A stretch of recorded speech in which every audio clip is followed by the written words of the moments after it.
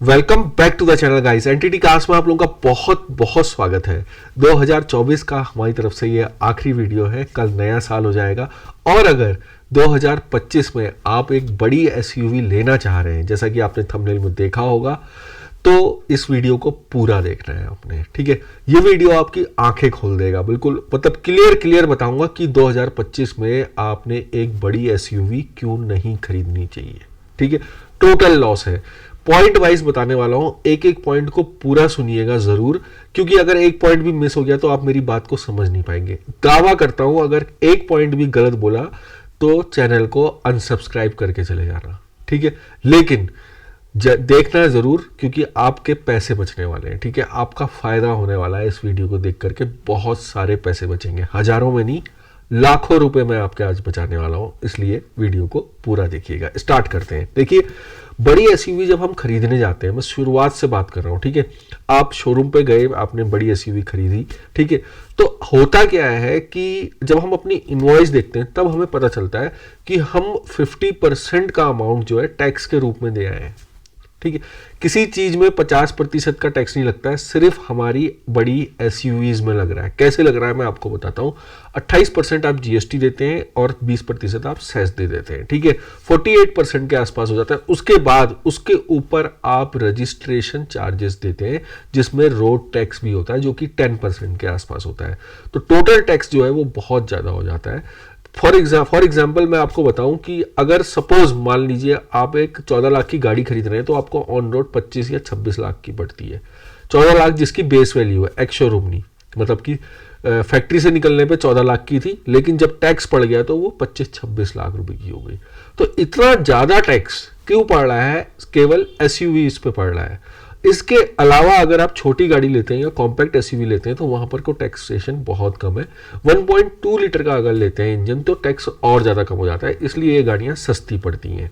ठीक है, तो यहां पर कोई ये डिफरेंस है जहां पर आप अपने पैसे बचा सकते हैं, जो कि टैक्स के रूप में आप दे रहे हैं। क्यों? टैक्स दे करके आपको कुछ फायदा नहीं होने वाला है, ये भी मैं आपको बता दे रहा हूं, उल्टा लॉस होने वाला है। क्योंकि बड़ी गाड़ी मोस्टली लोग किस में लेते हैं? डीजल में लेते हैं। और जब आप 10-11 लाख रुपए, 12 लाख रुपए टैक्स के रूप में दे के आ रहे हो ना, उसके बाद आपको क्या मिल रहा है? बैन। बड़ी डीजल गाड़ियों का बैन इस शहर में नहीं जा सकती है। यहां पर अभी पॉल्यूशन है और आने वाले समय में ये बैन बढ़ना ही बढ़ना है। ठीक है, नितिन गडकरी कई बार कह चुके हैं कि हम टैक्सेशन बढ़ाएंगे या डीजल बंद करो। ये सारी चीजें कई बार जो है इस गवर्नमेंट ने कही हैं। तो ये अपनी जो इनकी नीतियां हैं ये पहले से हमें बता रहे हैं कि भैया डीजल गाड़ियों से दूरी बना के रखिए। उसके बाद मान लीजिए, चलो आप ये सब चीजों को इग्नोर करते हैं और आप ले भी लेते हैं, उसके बाद भी इसके मेंटेनेंस में आपको बहुत ज्यादा खर्चा करना पड़ता है। फॉर एग्जांपल मैं आपको एक छोटा सा एग्जांपल बताता हूं। अगर एक कॉम्पैक्ट एसयूवी के टायर को कंपेयर करूं मैं बड़ी गाड़ी से, ठीक है, जैसा यूट्यूब में बड़ी बड़ी शोशेबाजी चलती है, जैसा आप देखते होंगे कि भैया शोरूम से निकलते ही जो है गाड़ी जा रही है टायर बदलने, 20 इंच के चक्के लग जा रहे हैं, 21 इंच के टायर लगा रहे हैं लोग। ठीक है, ये सब बेवकूफ़ी है, ये सब बेवकूफ़ी है। सोशल मीडिया को कभी फॉलो नहीं करना चाहिए, मैं आपको साफ साफ बात बताऊं। क्यों? छोटा टायर आता है सस्ता, अगर आपको अपनी जेब के पैसे बचाने हैं ना। फॉर एग्जांपल अगर मैं कॉम्पैक्ट एसयूवी में 15 या 16 इंच के टायर लगते हैं, इनकी मैक्सिमम प्राइस जाती है 6 से 7 हज़ार रुपये। अगर किसी अच्छी दुकान पर जाओगे तो 6,000-7 हज़ार में एक टायर पड़ता है। तो 20 से 24 हज़ार रुपये में आपके 4 टायर चेंज हो जाएंगे। ऑन द अदर हैंड अगर बड़ी गाड़ी के टायर की बात करूं तो 13 से 14 हज़ार के बीच में आता है। ठीक है, 17 इंच, 16 से जैसे ही 17 इंच पे जाओगे, 19-20 तो छोड़ ही दो, 16 से जैसे ही 17 इंच पे जाओगे तो अच्छा टायर आएगा 13 से 14 हज़ार रुपए का। ठीक है, तो आप यहां पर को समझ सकते हैं कि अगर आप 14,000 रुपीज का एक टायर ले रहे हो तो आपको 56,000 रुपीज देने पड़ रहे हैं 4 टायर के लिए। उसी के अलावा अगर मैं इसकी सर्विसिंग की बात करूं तो यहां पर भी जो है बहुत बड़ा डिफरेंस है, 3 गुने का डिफरेंस है। छोटी कॉम्पैक्ट एसयूवी 5 से 6 हज़ार रुपए में जो है इसकी सर्विस हो जाती है, ज्यादा से ज्यादा 8 हज़ार रुपए, जबकि बड़ी गाड़ियां जाती हैं 20-20 हज़ार रुपए तक, 18-20 हज़ार रुपए। ठीक है, स्कॉर्पियन में कम होगा लेकिन उसका टाइम इंटरवल भी कम है, वो 10,000 रुपए, 10,000 किलोमीटर पे जो है सर्विस होती है। फॉर एग्जाम्पल अगर मैं सफारी की बात करूं तो 15,000 पे होती है और 17 से 20 हज़ार रुपए आपके लगते हैं शोरूम पे, जो पेड सर्विस है। ठीक है, फ्री सर्विस में तो कम पड़ेंगे ही।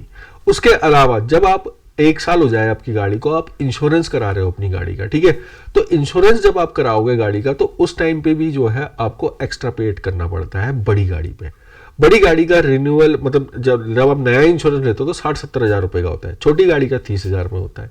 वैसे ही जब आप रिन्यूअल कराते हो तो छोटी गाड़ी का इंश्योरेंस आपका 12 से 15 हज़ार रुपए में रिन्यूअल हो जाता है 1 साल बाद। बड़ी गाड़ी का आपका 30-32 हज़ार रुपए में होता है। अब 30-32 हज़ार रुपए का जो आपका इंश्योरेंस है उसमें जीएसटी भी इंक्लूड है, जो कि 5-6 हज़ार रुपए हो जाता है, ठीक है।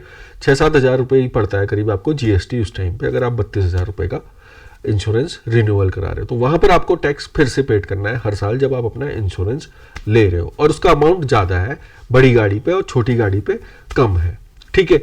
इसके बाद अगर आपने चलो टायर भी चला रहे हैं, सब कुछ कर रहे हैं, तो माइलेज बड़ी गाड़ी पे आपको 10 से 11 का ही माइलेज मिलेगा, 12 मैक्सिमम, ठीक है। ऑन द अदर हैंड अगर मैं बात करूं आपको जो छोटी गाड़ियां, फॉर एग्जांपल वेन्यू या नेक्सॉन डीजल को ले लीजिए और एक बड़ी एसयूवी के डीजल को ले लीजिए, तो वेन्यू में आपको 24 से 25 का माइलेज मिल जाएगा और कैसी भी चलाओगे 20 का मिल जाएगा, ठीक है। वैसे ही टेक्सॉन में, लेकिन अगर आप स्कॉर्पियो चला रहे हो या हैरियर चला रहे हो तो आपको 11-12 का ही माइलेज मिलने वाला है। उससे ऊपर जो है वो फिर अलग बात है कि बहुत लंबी ट्रिप में चले गए तो एक क्रूज लगा लिया तब थोड़ा बहुत बढ़ जाता है, लेकिन नॉर्मल कंडीशन पे आपको 11-12 का ही माइलेज मिलेगा, ठीक है।